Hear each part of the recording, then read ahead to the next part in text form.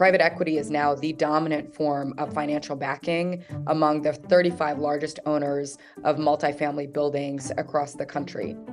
In 2011, about a third of the apartment units held by the top owners were backed by private equity. A decade later, half of them were, right? Private equity-backed firms in the top 35 owners cumulatively held 1 million apartments last year. Hello and welcome to Building Local Power. I'm your co-host Reggie Rucker, and we're back with episode 6 of this season, where we are highlighting frontline stories in the fight against monopoly power by talking with people from all over the country who are actively engaging in building more equitable, thriving local economies. On our last episode, we talked to 3 visionaries who saw community composting as a way to connect to their communities, their culture, and their ancestry, and treated the land as their home. The only thing getting in the way were the investors not seeing the value in this vision and looking for bigger financial returns and lesser solutions. Well, in this episode, we stay on the theme of where one makes their home, where one calls home, and yet again, how investors looking to maximize profit make it nearly impossible for families seeking affordable, secure housing to be at home, to feel at home. To help tell this story, I'll pass it over to my co-host who makes me feel at home every day, Luke Gannon. What's up, Luke? Oh, wow. Thank you, Reggie. For the first part of this episode, we take you to Louisville, Kentucky, where organizer, advocate, mother, small business owner, and tenant Jasmine Harris details her experience navigating the current U.S. housing crisis. I'm from Louisville, Kentucky, and I lived with my grandmother. We called her Mama Doris. We lived with her until she passed when I was 13. We lived in the West End, and her house, ever since we lived with her, as soon as she passed, her house has been boarded up till this day. And that was like a hub for the community. When I say that, I mean, she fed everyone. That's where all the children our age would play. We were still real big into catching fireflies in jars and honeysuckles and things like that. I had a really nice childhood because of my grandmother. And it breaks my heart that no one cares about her house, which was a sense of community right there.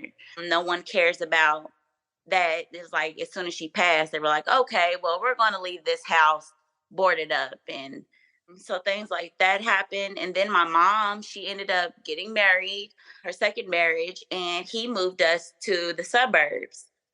So my mom and my stepfather, they were trying to, in a way, keep up with the Joneses. It was up to me because I'm the oldest child. So I had to raise my brother and sister, which put a lot of responsibility onto me.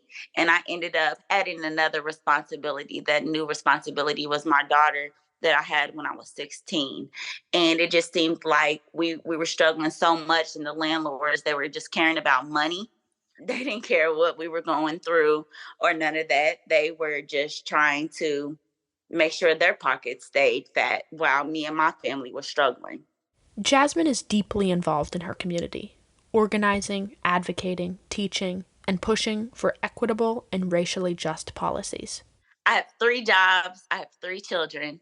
I'm an organizer with the Louisville Tenants Union, and I also do child advocacy work with an organization called Play Cousins Collective, where we teach our children Pan-African American history through games, through Black representation books.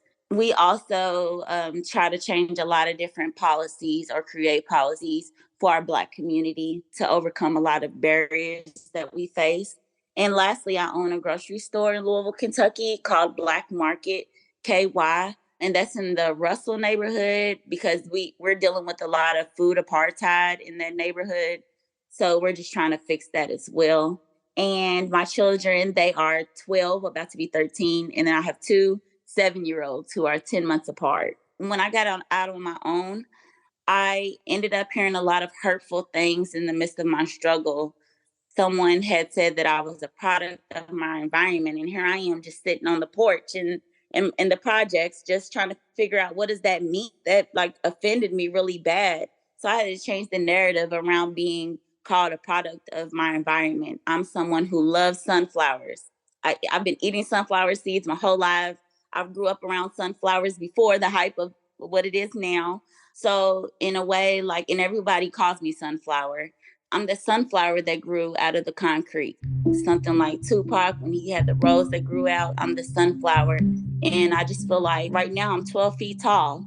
And so if I can make it out of the struggle and become this beautiful flower through it all, there's other people that can do the same.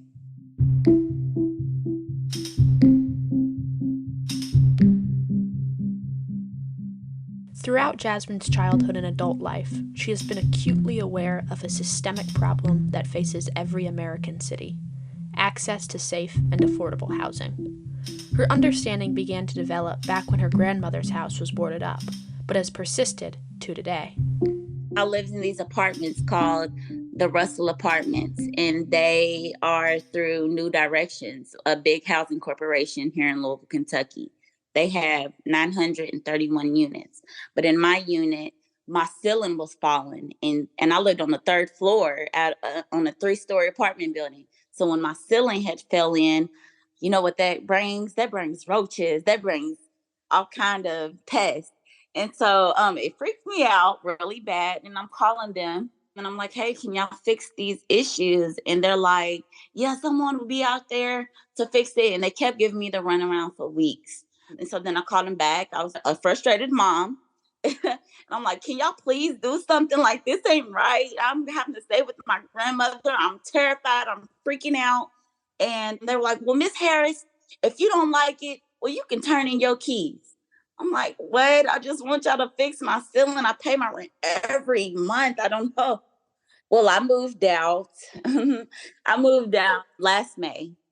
They gave me, because they were so upset and how we began to organize properly, that they didn't give me 60 days. They didn't give me 90 days, not 30, not a week. They gave me 10 minutes to get my stuff. So I actually lost like a lot.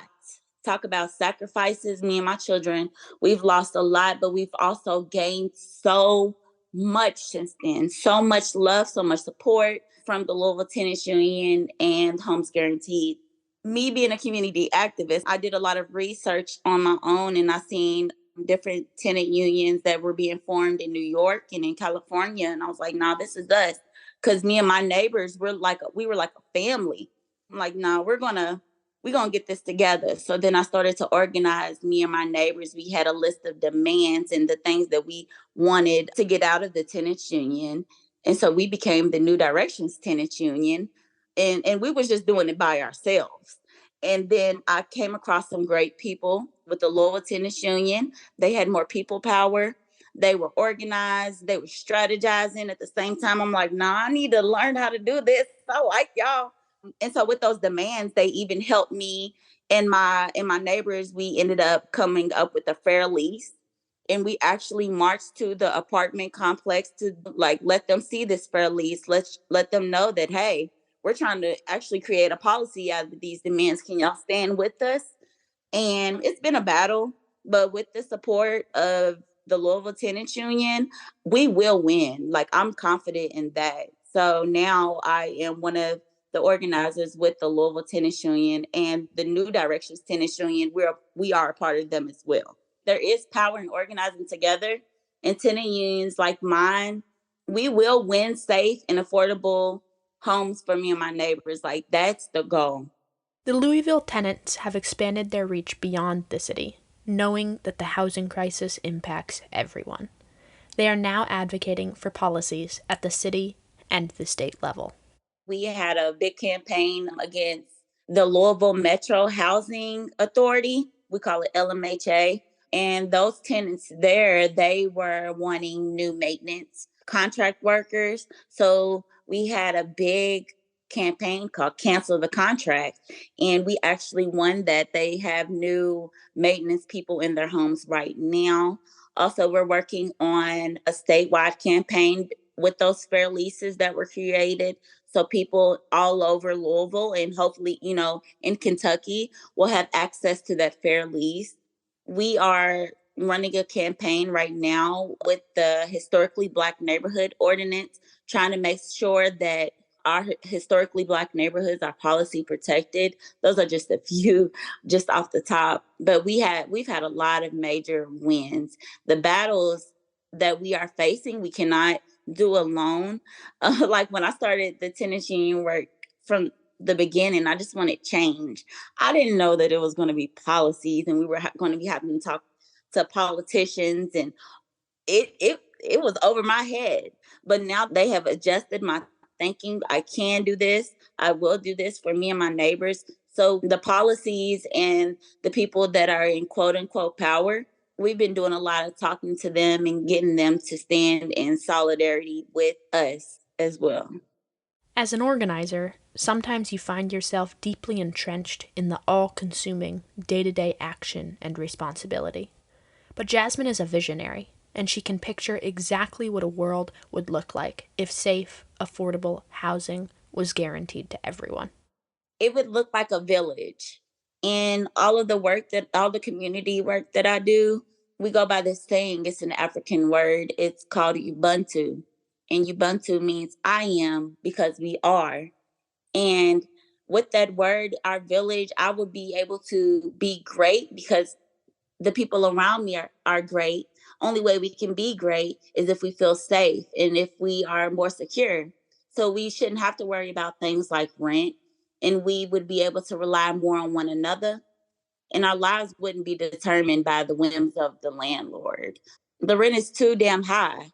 And how are we going to be able to function as our highest selves in order to be great for our village? It looks like our children being taken care of and us loving our children more because we're not so stressed. That burden of having to pay so much in rent or paying rent, period, will be freed off. Like we won't have to worry about it. Come here, children, let me read to you because I can do that at night. I'm not worried about these bills anymore. Come here, my babies. Let me show you some self-care. Right now, I'm in survival mode because I have to be. I have to make sure that me and my children are okay. With all of the work that I do, the housing, the children advocacy, and the food, these are things that we should not even have to worry about in order to feel more secure in our homes. It really would look like a village.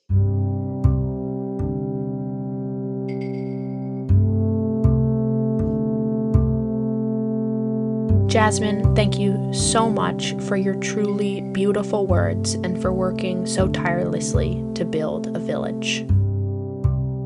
But before we let Jasmine go, we had to ask about a book that has impacted her life. Y'all might already know this, but The Art of War. I honestly haven't read too many books on housing, but that's an eye-opener to me. Maybe I should, but in The Art of War, it talks about the first thing you should do is strategize. And so I tend to take that with me everywhere I go on any road I choose to follow is strategizing, because that's the only way that you'll be able to go into this fight with a clear mind is if you have a clear plan.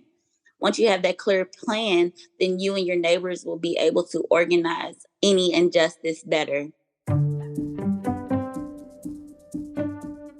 For the second half of the show, we invited Tara Raghuveer, the director of Kansas City Tenants and a key leader in the fight to reform our housing policies.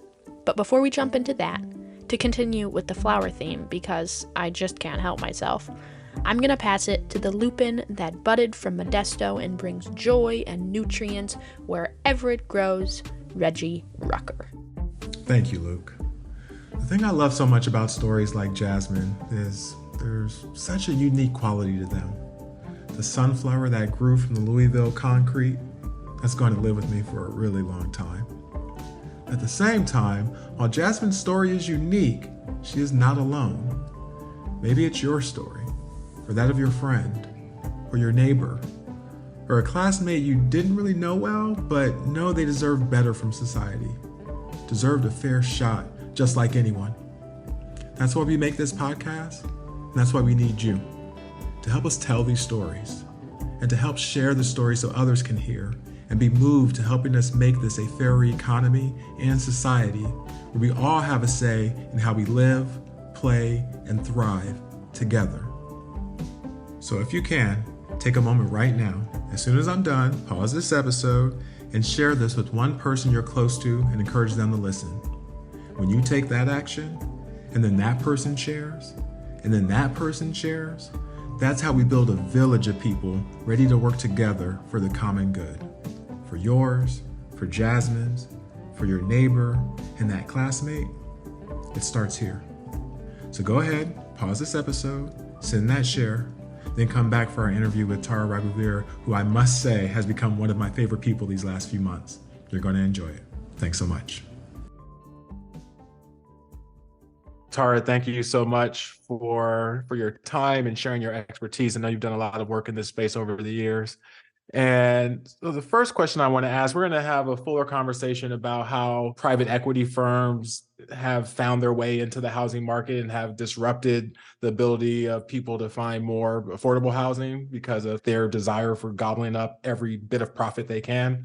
But before we get to that, I know it's a common question when people think about affordable housing. The response tends to be like, oh, we just need more supply. If there was more supply, it would bring the cost down and then everything would be fine. So Tara, can you speak to that? Can you address the issue of why more supply isn't the best solution to our affordable housing problems? Yeah, absolutely. First of all, thanks for having me. Great to finally meet you. Thank you as well. Thank you. The idea that supply solves everything is so reductive, so overly simplified, and ultimately deeply unimaginative relative to the size, the scale, the complexity of the problem that we're dealing with when it comes to our homes. And ultimately, we cannot rely on the private market to correct itself or to solve a problem of its own making. The profiteers, who are the architects of the market that we have today, are looking out for themselves and their bottom lines. And it is honestly kind of foolish for us to expect that they are going to fundamentally change the market in a direction that is not aligned with their own self-interest, which is to make more money, right? So the kind of over-reliance on supply as the only solution without considering who controls supply as it is and who stands to benefit from putting more money into supply and directing more policy in the direction of supporting private supply is foolhardy and it's short-sighted. We can't just tweak a racist and failed market. We actually need wholesale transformation. So if the question is, do we need more housing? The answer is unequivocally yes. The question is, does supply solve everything? The answer in our minds is no, because we can't blindly build. We can't build market rate and luxury housing and expect it to trickle down. It just doesn't work that way, right? It just doesn't pencil, as the developers say. It does not pencil for us to, incentivize market rate luxury housing and expect that that's going to then magically create deeply affordable housing for tenants like Jasmine who need a different kind of housing that is just not profitable for the profiteers to provide. Perfect. I'm glad you're able to address that, set the record straight on why we need to have, like you said, just bigger, more imaginative conversations. And so, so that's what we intend to do a little bit here today. So thank you for setting us up for that. In your response, it was very clear that one of the major drivers of our affordable housing crisis is that profit is too much of the motive. And that, of course, is especially true of private equity firms who are looking for every opportunity, every corner to find profit from every industry possible. Can you talk a little bit about sort of your understanding of how private equity firms are operating within the housing market? What draws them to it? And what are they doing? How are they able to extract wealth from the housing market? Absolutely. I'll start by actually saying a little bit about the homes guarantee, because I think it's related to this question of imagination and where we locate our solutions. So the homes guarantee is a simple premise. We live in the richest country in the history of the world. We can and we must guarantee that everyone has a home. That premise is complicated by what we call a conspiracy of the profiteers, who have limited our imagination and convinced us that housing cannot be guaranteed as a public good. It must be delivered as a commodity or as a vehicle for investment or for some to make a profit over some other's basic need. So that's the world that we're living in today. And in that world, private equity firms have identified correctly a huge opportunity to make a ton of money, right? Private equity is now the dominant form of financial backing among the 35 largest owners of multifamily buildings across the country. In 2011, about a third of the apartment units held by the top owners were backed by private equity. A decade later, half of them were, right? Private equity backed firms in the top 35 owners cumulatively held 1 million apartments last year. And they basically act like a corporate version or a bigger version of a house flipper, right? They seek deals where they're buying up housing for pennies on the dime. They slash all sorts of costs, expenses in order to maximize savings and profits for their investors. And then they unload the buildings at a higher price, right? It's an economies of scale model that works in this market that is vastly unregulated. And it not only works in the market that's unregulated, it's enabled by practices of our federal government. And the main enabling force for private equity and the role that they play in the housing market is financing from Freddie Mac and Fannie Mae. So there's federal financing that's actually contributed to laying the groundwork for the private equity buy-up of our homes by offering government-backed loans to private investors on extremely favorable terms and kind of looking the other way when they're doing what they do best, which is maximizing their profit. Their business is highly risky, and that risk is predicated on increasing rents aggressively and regularly. That risk is a risk that the private equity firms choose, their investors choose, their lenders choose. The only person who has no choice in the level of risk is the tenant. And the tenant also has the most to lose. The cost to them is their home. Wow. So, Tara, when a private equity firm starts gobbling up housing in a city, I'm curious how this plays out, like at what scale, at how quickly. If you can point to an example of a city that this has happened to in recent years and sort of give us the framework for how it happens. The first thing to say is it's almost impossible to actually track how this money moves through our communities, right? I live in Kansas City, Missouri, where private equity has absolutely had a massive role in changing our housing market in the last decade. And it's extremely difficult for me to tell you the precise story of investor-driven capital infused into the market and how that actually plays out in the neighborhoods that I walk through every day. And that's on purpose, right? That has to do with that deregulation or the lack of regulation that we've seen at the federal and every other level of government. And it's good business practice for them, right? They're kind of shielding their investors, they're shielding the owners of these firms from any kind of accountability to the local communities in which they do their business, right? So there's absolutely been a huge impact in a place like Kansas City, where I live, and in almost every community across the country. There's been these massive buyouts, whole blocks bought up, whole neighborhoods bought up by private equity capital. And that story is one that's really hard for us to disaggregate and tell. That's the first thing I want to say. There are some places like in California, for example, where major private equity firms have made major plays, and it's a little bit easier for us to see their impact. But I do actually want to tell you a story about a property in Kansas City called Willow Creek Apartments. It's a property that's owned by a landlord, a national landlord named Landmark Realty. And again, I don't know for sure what the story is of their connection to private equity capital, but it's our observation in studying their business model that almost certainly there's some private equity capital in the mix.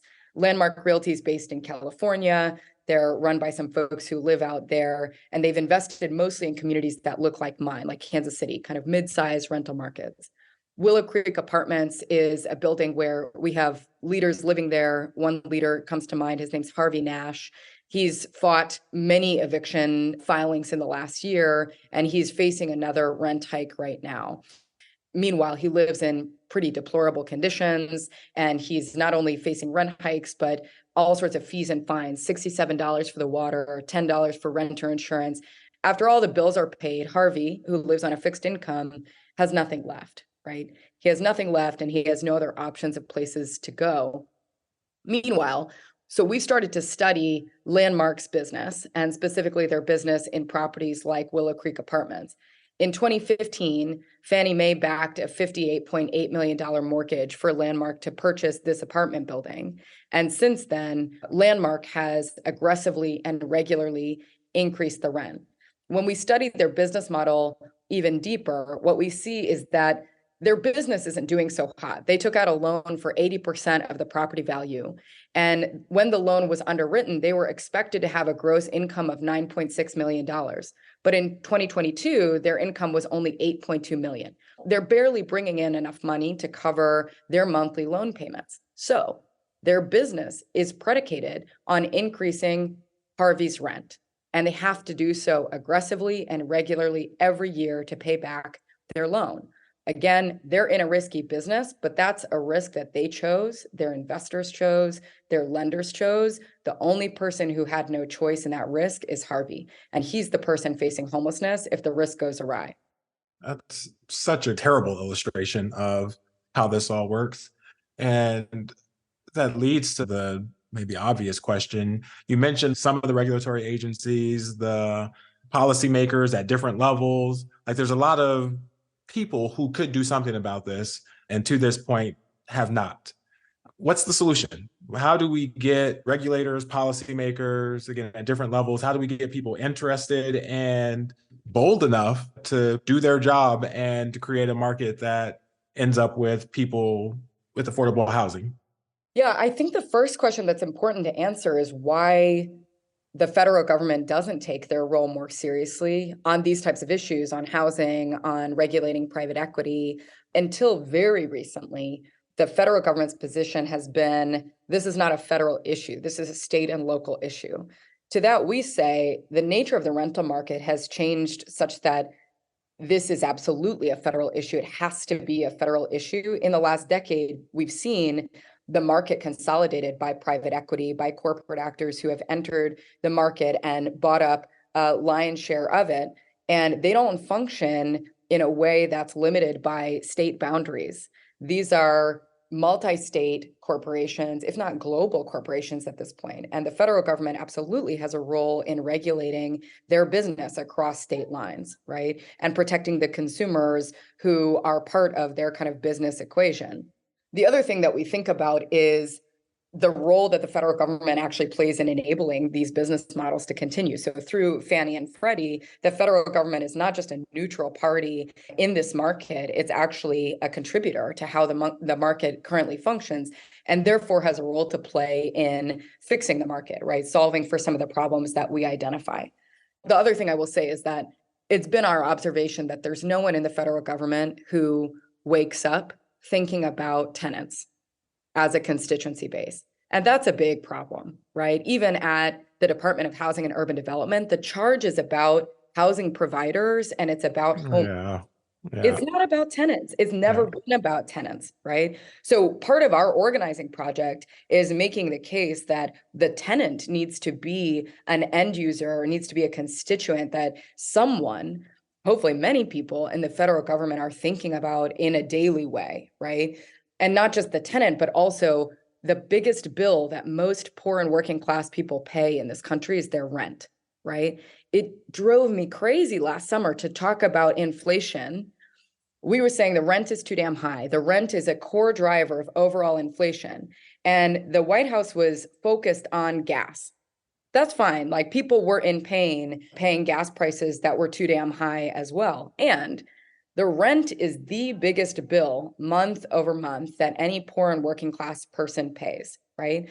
The rent is so fundamentally different for a monthly household expense sheet than a roll of toilet paper or a carton of milk.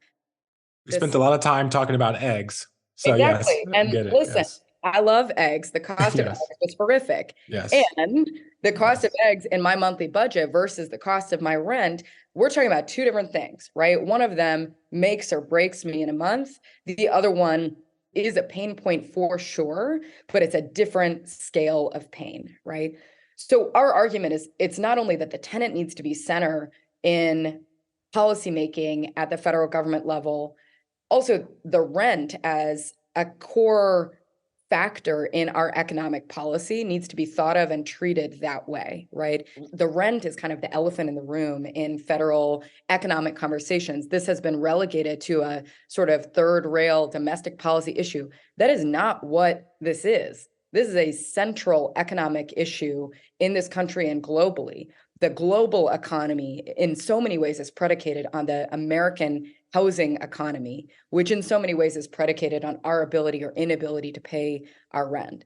So I think it's important to start with why this issue has not been taken as seriously as it needs to. And our call right now is for the federal government to take seriously its role in intervening in the dynamic between landlords and tenants that's skewed way in favor of landlords at the expense of tenants and their livelihoods. For us, that intervention today needs to look like the Federal Housing Finance Agency introducing regulations on Fannie Mae and Freddie Mac that say if you are borrowing from government-backed loans, if you're benefiting from government-backed loans, that comes with strings attached. You can't increase the rent beyond this amount year over year, right? Every dollar of federal financing, subsidy, tax credit should be conditioned on a reasonable set of protections that ensure that the people of this country are stable in their homes. So, Tara, what I'm hearing is that in the housing market, the federal government has sort of ultimate jurisdiction. Is there power at the city and the state level to regulate housing markets? And sort of how does that play out if that power does exist? Can you give us an example of a city that has implemented policies to keep this speculative investment out? Absolutely. There's a role for every level of government. I think the thing that frustrates us is when we go to one level of government and they say, it's not on us, it's them, actually. It's the feds. And then we go to the feds and they say, it's on your mayor, right? That's what's frustrating. It's this passing of the buck that's happened for so long to the extent that no one's taking responsibility for a massive crisis that's playing out in every community across the country, right? So there's absolutely a role for the state government and for local governments. And I think in particular for cities and municipalities, there's a major role to play that's not dissimilar to what we're asking for at the federal level, right? At the city level, one of the major ways that capital moves through cities is through tax incentives for private developers on the promise that they will be building housing, right? That they will be adding to housing supply that will house the people, right? So often what we see is that their business doesn't pencil without the tax break that costs our school kids, right? It costs our public resources to give them that tax break. And then in the end, they're not even building housing that we can live in. And that ain't right. So at the local level, there's a lot that can happen to reform this kind of tax incentive policy that fundamentally enables, again, a business practice that is all about maximizing profits and it's not about housing the people. So there's corrections for that kind of world as it is. And then there's also policies that we would love to see more of to actually locate the provision of housing outside of the private market and start guaranteeing it as a public good, as the public good that it should be through public backing. We've been proponents of the idea of what's called social housing, which is housing that's permanently off of the private market. It's not available for speculation, investment, et cetera. And it's housing that's publicly backed into perpetuity, democratically controlled by the people who live in it. And this is a model that's existed in cities across the world for a long time. It's not something that exists in the United States today, I would say, because there's a kind of market devotion that we can't rid ourselves of, but we must, right? We actually must. Which brings me to my last point, which is like this market devotion, market fundamentalism, whatever you want to call it. Our opponents in these types of campaigns will say to us, we can't possibly regulate Fannie and Freddie. If we do that, it will fundamentally change the market. The liquidity that we're trying to stabilize in the market will be impacted for the worse, et cetera. To that, we say, that's the point. The market today might be working for you. It is not working in general, right? It is working for a small number of architects of the market who benefit because they maximize their profits in the world as it is. Today's market is not a story of market success, right? 44 million people who struggle to pay their rent every month. That's not a story of market success. That's a story of market failure. A million people who sleep on the streets in the richest country in the history of the world. That's not a story of market success. It's a story of market failure. The rent being so damn high, 20% increases in some regions across the country during a pandemic. That is not a story of market success. That's a story of market failure. And we are trying to change the entire structure of the market. We're not apologizing for that or hiding from it. And that shift needs to occur at the federal level, but also at the state and local as well. So Tara, actually, I'm going to follow up with you quickly. You're talking about sort of just different models that exist elsewhere and don't exist here. And one of our board members just recently retired from leading the Urban Homesteading Assistance Board in New York. And so they have this cooperative ownership, cooperative housing model. Is that something that approaches this idea that you're thinking about, and getting the speculation and the private ownership out of the market and having it sort of more community-owned housing? Like, is that an example, or is there something close to what you're thinking about that we can get to? Yeah, absolutely. I think cooperatives, community land trusts, limited equity co-ops, like all of these models are a component of what we would consider social housing, right? Collective ownership, democratic control. These are the kind of core tenets of social housing.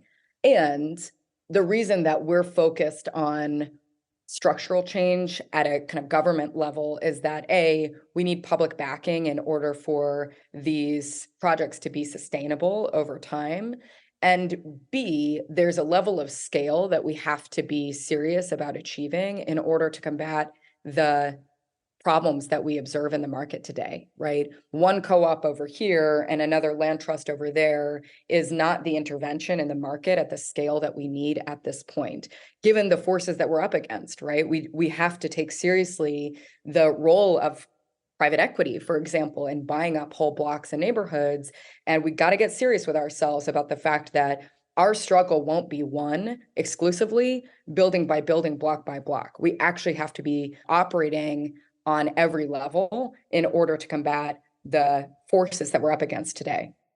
So, Tara, I've learned that change takes a long, long time. And I think your vision of social housing, guaranteeing housing as a public good, is 100% what we need. And I also know that it's going to take a lot of years to get to that. So I'm curious, what are you optimistic about at a day-to-day time frame in your fight? Tenant unions, period. Jasmine just told you some stories from the Louisville Tenant Union in Louisville, Kentucky. I organize with Casey Tenants, the citywide tenant union in Kansas City, Missouri. And there's tenant unions across the country that have been organizing for years and years, and new ones that are coming up right now as people get serious about the idea that there are more of us than there are them, meaning there are more tenants than there are people who control and commodify our homes. But that only matters if we're connected to each other, if we are politicizing our identity as tenants and wielding that kind of power that comes in the collective. So tenant unions give me hope. My tenant union gives me so much hope. We just had a major victory that we announced yesterday where we've been organizing with a building of Burmese refugees and Mexican immigrants for the last 3 months. And they were facing a mass eviction threat from a New Jersey landlord who wanted to flip the property and rent it for market rate. They had been paying $350, $400 in rent for years and loved their community, needed to stay there. So many of them just frankly had no place to go. Where do you go when you get priced out of Kansas City, right? When you get priced out of New York, you might come to Kansas City. Where do you go when you get priced out of Kansas City and you live on a fixed income, right?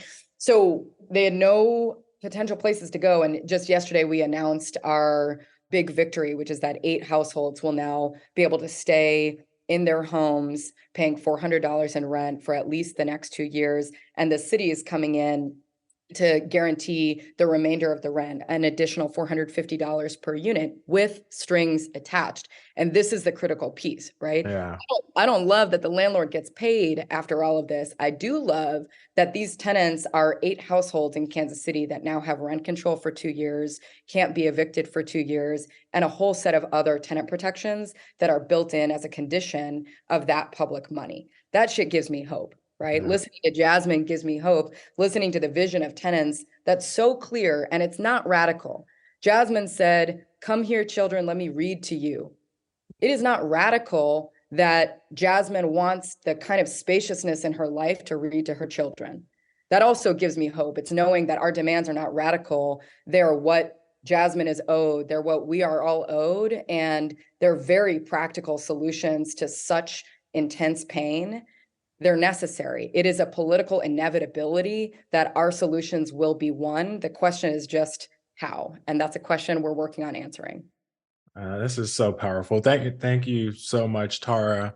So much of what you said is really, like, truly just blown my mind. But even I just keep going back to, I will forever go back to this idea that the way that we think about housing policy currently has nothing to do with tenants.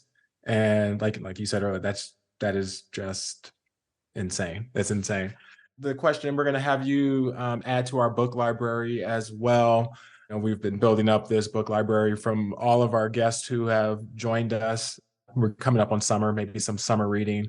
Is there a book that you've read that influenced the way that you think about your work, your life? What's something that you would recommend to our listeners who care about this issue or doing work for the common good?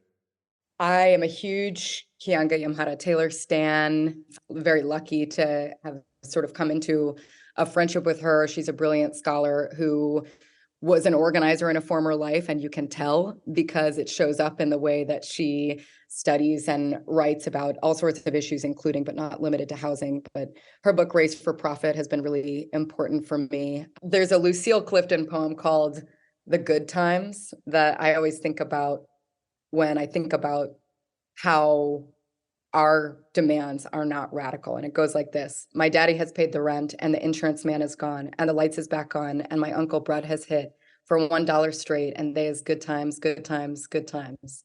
My mama has made bread, and grandpa has come, and everybody is drunk and dancing in the kitchen and singing in the kitchen. Oh, these is good times, good times, good times. Oh, children, think about the good times. It's such a simple vision for what we want. We just want to be dancing in the kitchen and celebrating good times with our loved ones. So I think about that poem a lot. You got me over here crying. I mean, not close. Thank you, Tara. This was so great. Thank you so much. Well, thank you so much, Tara, for this thoughtful conversation and for joining us on the show today. Thank you to all of our listeners for tuning in to this episode of Building Local Power. You can find links to everything discussed today by going to ilsr.org and clicking on the show page for this episode. That is ilsr.org. If you like this podcast, please share it with your family and your friends, the random people who follow you on social media because you're such a great follow, everyone. And remember, all of your reviews and likes on your favorite streaming platform really does help with the fancy algorithms to get this podcast in front of more people. And your donations are essential to help us keep this podcast going and support the research and resources that we make available on our website for free. We truly welcome and appreciate all of it. This show is produced by Luke Gannon and me, Reggie Rucker. This podcast is edited by Drew Birschbach and Luke Gannon. Our theme music for the season is composed by Andrew Frank. Thank you for listening to Building Local Power.